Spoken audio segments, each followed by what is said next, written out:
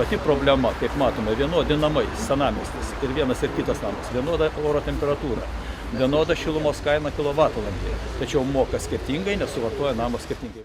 Gyventojų iniciatyva, vienam name yra atlikti tam tikri darbai, tai yra apšiltinta pastogė, administratoriaus iniciatyva, savivaldybėje nurodžius yra izoliuoti šilumos vamzdynai, tai aišku akivaizdu, kad šilumos sutaupimas už lapkričio mėnesį šitam name buvo virš 10%.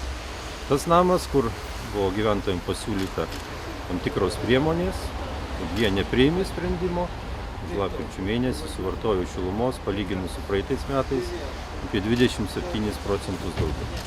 Tai noriu pasakyti, kad tikrai didelė dalis šilumos suvartojimo priklauso nuo pačių gyventojų, nuo jų iniciatyvos, nuo jų noro prisidėti prie savo turto išsaugojimo, o administratorius savivaldybė tai yra turbūt tas pagalbininkas, kuris padeda įgyvendinti numatytas priemones.